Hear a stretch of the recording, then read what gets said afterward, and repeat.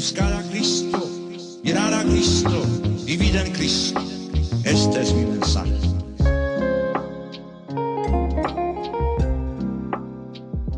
Una vez más estamos aquí con Tinto con Wojtyla. Empezamos esta nueva temporada en la cual vamos a estar oyendo historias, testimonios, vamos a tener diferentes sacerdotes, diferentes personas invitadas con los que vamos a seguir profundizando en la teología del cuerpo. Especialmente estos capítulos los vamos a dedicar a profundizar en esas 4 identidades que cada uno debe vivir, como hijo, como hermano, como esposo y como padre. Igual las mujeres como hija, como hermana, como esposa y como madre. Y en el capítulo pasado hablábamos un poco con Fray Nelson sobre esa ruptura en la masculinidad, cómo vivimos en un mundo donde la palabra masculino casi siempre la vemos acompañada de la palabra tóxica. Masculinidad tóxica cuando no hay nada más fuera de la realidad, porque la masculinidad en sí es un don, es un regalo que Dios nos da. Claro, entendemos que lo que la sociedad habla como masculinidad tóxica es lo que San Juan Pablo II va a llamar machismo, que es un falso entendimiento de la propia masculinidad. Y para el día de hoy, ya que hemos estado hablando un poco sobre la ruptura, sobre la caída, tenemos un invitado muy especial. No sé cuándo ustedes van a ver este capítulo, pero ahorita que lo estamos grabando, lleva 2 meses de ordenado, recién ordenado el padre Oscar, quien primero fue franciscano, estuvo con los franciscanos, pero tiene una historia de caída y de redención muy bonita. Y pues nada, vamos a presentarlo primero. Buenas tardes, padre, ¿cómo está? Buenas tardes, ¿cómo estás? Un placer, padre, tenerlo aquí con nosotros. ¿De dónde es usted, padre? Yo nací en Bogotá, Colombia, y llegué a los Estados Unidos, Orlando, Florida, cuando tenía 14 años de edad. Pero usted tiene un acento medio paisa, ¿sabes? Sí, todos los muchachos con los que yo estudié cuando llegué acá eran paisas, o son paisas, entonces ahí se me fue distorsionando el acento. Sí. Padre, ¿de qué diócesis es usted? Yo estoy con la diócesis de Fort Wayne, South Bend, en Indiana. En Indiana. Y lleva 2 meses de ordenado. Sí, casi 3, sí. Bueno, padre, queríamos que nos contara un poquito su historia vocacional. Yo por ahí escuché que había sido baterista profesional. Cuéntenos un poquito de esa parte de la historia. Sí, no, como mi primer amor siempre fue la música. La música. Yo cuento que mi hermano y yo, pues, obsesionados con la música desde muy pequeños, nos metimos completamente en la música. Y ya cuando nos graduamos del high school ya estábamos tocando con bandas en vivo, con personas que llevaban mucho tiempo en la música, y ellos fueron los que nos enseñaron, nos dieron como el camino a seguir, cómo seguir en la música, y por ahí nos metimos. Entonces yo trabajaba tiempo completo en la música. A mí me gustaba mucho el flamenco, entonces restaurantes españoles tocábamos flamenco, hacía muchas fiestas privadas, y por último me metí a trabajar en las discotecas. Entonces yo tenía un show de percusión, o sea, yo tenía como un setup de percusión que yo traía, tenía go-go dancers y tenía un DJ. Entonces yo me movía como con los DJs de aquí de la Florida Central, los que salen por las radios. Ellos eran como los más cotizados, como los de más nombre, y pues, o sea, era un buen negocio, porque para una discoteca contratar una orquesta completa pues sale muy caro. Para contratarnos a nosotros, a ellos les salía barato y nosotros ganábamos como el triple de lo que se gana uno trabajando con una orquesta o con un grupo. Entonces por ahí me metí y estuve como unos 5 años metido completo, y yo trabajaba en discotecas casi todas las noches. Escuché que trabajó también en una discoteca muy famosa en Universal Studios, en el área que están todas las discotecas. Y cómo una persona puede escuchar el llamado de Dios en medio de tanto ruido. Y le hago esa pregunta especialmente, padre, porque yo estoy completamente seguro que vivimos en una cultura que está sumergida completamente en ruido visual, auditivo, o sea, todo es ruido, y no tenemos tiempo para escuchar la voz de Dios. Y creo que el mejor ejemplo es lo que usted nos presenta. Estaba en discoteca, tocaba la batería. ¿Cómo se escucha la voz de Dios? Pues la realidad es que no se puede. No se puede. Realmente la manera en la que yo lo entiendo es los movimientos del corazón. O sea, Dios los mueve el corazón. Y eso es lo que nos da una verdadera dirección en nuestra vida. Y es interesante porque hay movimientos en nuestro corazón que nosotros no sabemos de dónde vienen ni por qué están ahí. Pero nos cambian, nos guían. O sea, una pasión por los enfermos, una pasión por una profesión específica, Yo digo, por ejemplo, el hambre que yo tenía por la música, a mí, o sea, me guió por muchísimo tiempo. Y gracias a eso soy el hombre que yo soy hoy en día. Pero ¿de dónde vino ese hambre? No sé, no tengo ni idea. Pero lo tuve ahí. Pero ¿cómo lo escuchó? Porque me Eh, imagino que mucha gente que está escuchando este programa o que ve este programa eh, se pregunta por eso mismo. O sea, saben que hay un hambre, hay algo, pero ¿cómo me detengo y presto atención a eso que estoy sintiendo? Pues mi conversión empezó cuando yo por primera vez le pregunté a Dios qué quería para mi vida. Ujú. Pero para yo poder llegar a ese punto, tuve que como que cumplir mis metas como músico. Y fue cuando cumplí mis metas como músico que me estrellé con la realidad de que llevo toda mi vida buscando cómo llegar a este punto. Todo lo que hago está direccionado en ser un músico profesional, en ganar dinero. Y cuando llego a esa meta me doy cuenta que, wow, o sea, como que me falta algo, como que esto no era lo que yo realmente quería, como que esto no era lo que yo pensaba. Y es interesante porque cuando uno estudia la vida de muchas personas famosas o que han hecho cosas muy grandes en su vida, hay muchos que cuando están en el punto más alto es cuando acaban con sus vidas, es Ujú. cuando deciden entrar dentro de un suicidio, es cuando se dan cuenta que, bueno, todo lo que estoy haciendo, todo lo que tengo, como que no vale la pena. Y más o menos así me pasó a mí, o sea, ya cuando yo como que por fin decía, bueno, ya soy músico, ya tengo nombre, tengo peso, tengo dinero, pero no, o sea, no soy feliz, no tengo paz. Y esa fue la gracia de estrellarme con esa meta que tenía y darme cuenta que la meta realmente no era, no Ujú. era. Y eso fue lo que me dio la fuerza de empezar a buscar de Dios. Y yo tuve la oportunidad de hacer el retiro de Maús, que creo que fue empezado aquí en Ujú. Miami. Pero el retiro en sí no fue, o sea, la gracia específica no fue el retiro, la gracia fue que yo por primera vez en mi vida yo le decía a Dios, ¿qué hago con mi vida? Mm. O sea, dame una dirección nueva, explícame qué tengo que hacer. Y yo eso nunca lo había hecho conscientemente que viniera de mí. Ujú. Y yo creo como que le abrí la puerta para que Él se manifestara, para que Él actuara, para que fuera Él. Y Él lo hizo completamente y es lo mejor que podemos hacer, es cuando uno le abre las puertas a Él, porque Dios Él es puro amor. Ujú. Él nos llama, derramó su sangre por nosotros, está ahí para nosotros, camina con nosotros, pero nosotros no caminamos con Él. Mira, padre, que con lo que usted está diciendo me recuerda algo que San Juan Pablo II decía, y él decía que no adormezcamos la soledad interna, que no adormezcamos el vacío interno, esa hambre, porque yo creo que el problema de muchos es que nos la pasamos la vida entera anestesiando el dolor, anestesiando la soledad, como una canción de Hakuna, creo que se llama Entre Anestesias. Nos la pasamos de anestesia en anestesia y por eso me gusta mucho ir siempre al Evangelio de San Juan, capítulo 1, en ese momento que los discípulos de Juan el Bautista están siguiendo a Jesús y él se voltea y lo primero que le pregunta es ¿qué buscan? Y yo creo que es la pregunta que muchas veces no nos hacemos. O sea, yo sé que quiero tomar, yo sé que quiero hacer drogas, yo sé que quiero tener una sexualidad desorganizada, es lo que estoy sintiendo ahorita mismo, pero nunca me pregunto qué realmente busco. O sea, nunca soy fiel a la raíz misma del deseo, como decía también San Juan Pablo II, que si somos fieles a la raíz misma del deseo, vamos a encontrar que detrás de ese deseo que parece distorsionado hay un deseo santo, ¿verdad? Pero tengo que escucharlo, tengo Sí. que saber realmente qué es lo que me está diciendo. Y una vez que usted escucha, Padre, esa soledad o esa insatisfacción de su carrera, ¿cuál fue el siguiente paso? Dejarlo todo. Salí de retiro, un retiro de 3 días, salí el siguiente día y llamé a las compañías para las que trabajaba, los promotores.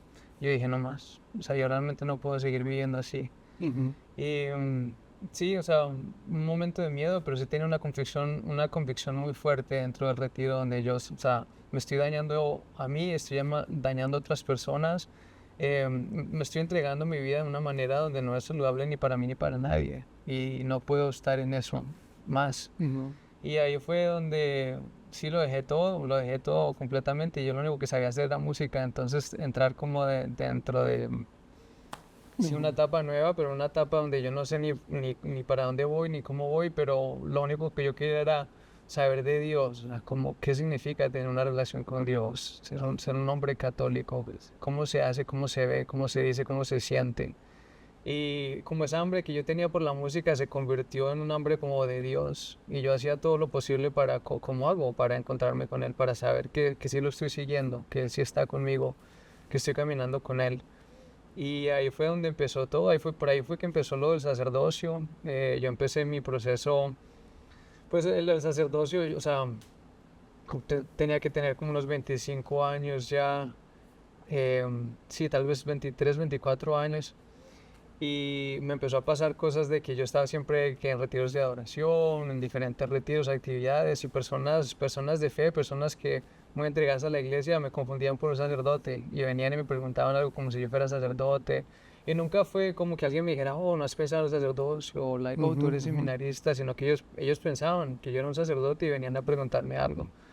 Y me pasó una vez y no pensé nada, me volvió a pasar y me siguió pasando bastante hasta que ya yo me empecé como a preocupar y yo dije, pero en ese momento yo no entendía el sacerdocio, no entendía, o sea, o sea, una cosa que como que se me presentó y yo como que dije, bueno, pues vamos a mirar qué es lo que hay acá. Ujú.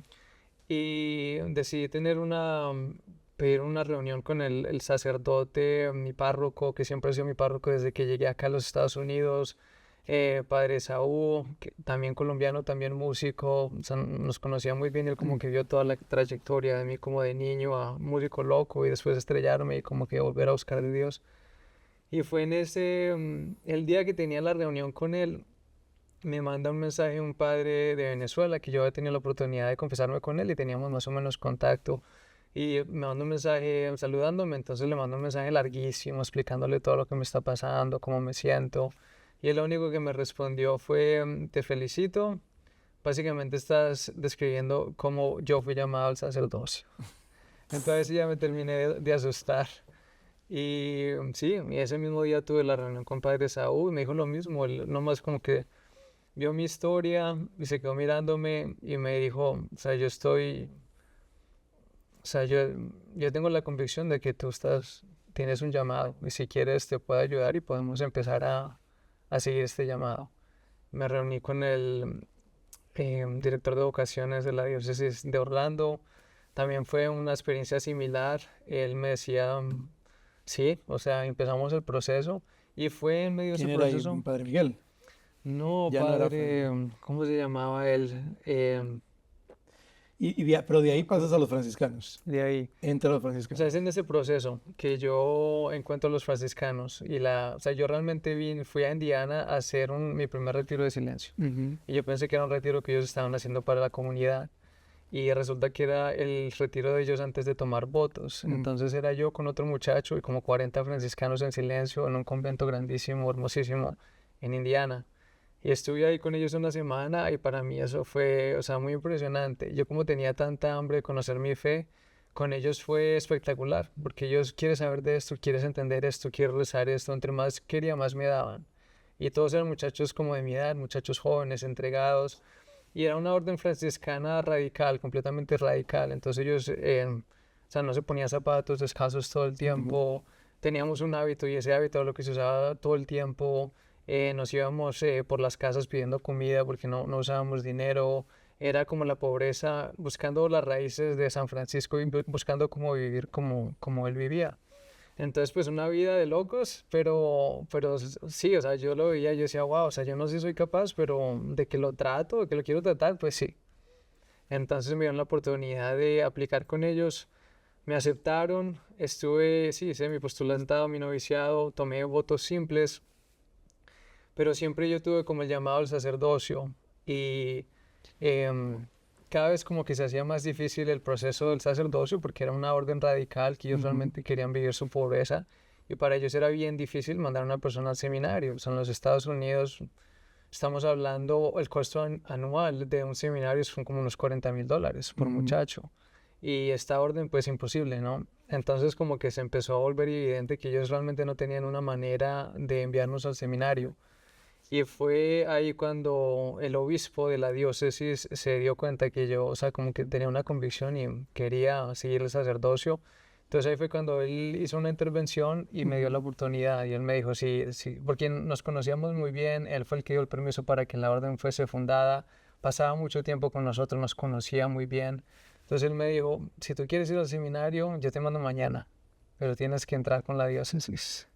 Entonces ahí tuve como un periodo de discernimiento y hasta que lo acepté, le dije al obispo que sí, me mandó a un año pastoral y de ahí me mandaron para el seminario y ahí estuve en Maryland 6 años. Pero mira, mira, mira lo que hablamos al principio, ¿no? De que Jesús va caminando y estos dos hombres lo van siguiendo y él les pregunta qué buscan. Entonces podemos decir que un primer paso es tomarnos el tiempo de escuchar esa búsqueda interna. Un primer paso es poder escuchar ese vacío interno, que puede ser una brújula que nos lleve directamente a donde el Señor quiere. Y hay un segundo paso y es cuando Jesús se voltea, cuando ellos le dicen, ¿dónde vives, maestro? Y yo creo que ahí está la búsqueda que el Padre nos está mostrando cuando Él empieza a buscar una guía espiritual, o sea, es esa respuesta de dónde vives. ¿Y qué dice Jesús después? Vengan y vean. Entonces podemos ver cómo el Padre nos está comentando este texto en su propia vida. Él va y experimenta directamente esa vida de Jesús por medio de los franciscanos y ahí encuentra ya ese llamado y esa vocación.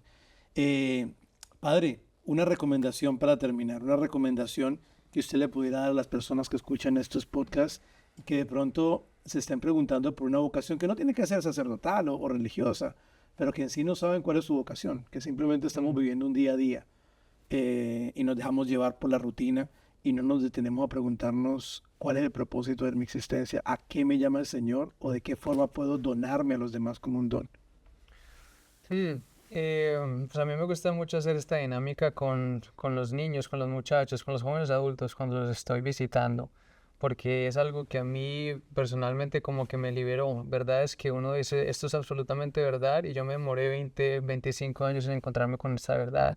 Entonces, entre más rápido encontramos la verdad, más libres somos. Y o sea, yo muchas veces me siento con los muchachos y les digo, ¿qué es lo más masculino que existe? ¿Qué es la cosa más masculina que existe? Entonces me dicen de todo, ¿no? O sea, que las pesas, que las motos, que todo tipo de cosas que no tienen sentido. Y yo les digo... Que el fútbol. Sí, cualquier cosa. Pero entonces, ¿qué pasa si una mujer juega fútbol? Entonces, si es masculino... A mí no me gusta el fútbol, por eso lo digo. Sí. Pero bueno, dicen de todo, no saben, no tienen ni idea de lo que les estoy preguntando. Y yo les digo, lo más masculino que existe es ser papá. El punto máximo más grande, o sea, el punto máximo de tu masculinidad es porque estás hecho para ser papá. Ajá. Y por eso es que nuestros cuerpos están hechos el uno para el otro. ¿Qué es lo más femenino que existe? La maternidad. Es lo más grande que vas a hacer en tu vida. De una manera natural, pero también espiritual. Por eso nosotros cuando nos ordenamos, entregamos nuestra vida por la iglesia, como nos dicen, padres. Lo más importante que vas a hacer en tu vida es ser papá o ser mamá. Y es muy importante que tu vida refleje una preparación para eso. Que el día que tú seas papá, realmente busques una persona que valga la pena construir un matrimonio, construir una familia. Realmente tú has tenido una profesión y has trabajado en ti mismo, eres una persona de virtud que le puede pasar eso a tus hijos. Es lo más importante que vas a hacer en tu vida. Y nosotros muchas veces no reconocemos eso. Yo me demoré mucho tiempo en entender eso.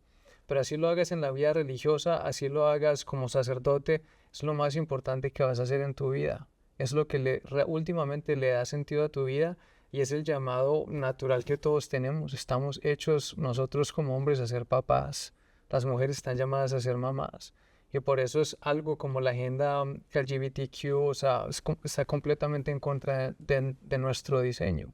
Entonces para mí es muy importante yo sentarme como un niño y decirle, mira, yo necesito que en este momento tú entiendas que lo más grande que vas a hacer es llegar a la paternidad. Independientemente de cómo Dios quiera hacer eso, de que quiera que seas religioso, que seas fraile, de que seas sacerdote, que seas papá, es lo más importante que vas a hacer en tu vida. Y es importante que empieces a pensar en eso y tomar pasos para que eso se cumpla de la mejor manera y con la bendición de Dios.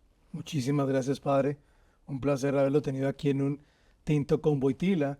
Y qué bonito haber terminado con eso. Yo le llamo a eso vivir una vida en 3D, ¿verdad? A veces vivimos la vida en 1D, en una D, que es la del deseo. Solamente hago lo que el deseo me llama a hacer, sin ni siquiera discernir de dónde viene ese deseo. Pero de cierta forma la teología del cuerpo nos invita a vivirla en tercera dimensión. O sea, escucho el deseo, dejo que ese deseo me muestre mi diseño, como hablaba el Padre. O sea, cuál es ese diseño que está en mí y cómo dejo que ese deseo me lleve a la tercera D, que es mi destino. O sea, cómo mi diseño fue hecho para yo ser papá, como tú dices, para generar familia, y cómo ese deseo al final solamente va a ser llenado en la medida que lo lleve aquel que puede llevarme todos mis deseos y todas mis hambres, que es el Señor mismo. Muchísimas gracias, Padre, por compartir con nosotros. El Señor lo bendiga y aquí en Miami siempre tienen la casa. Gracias.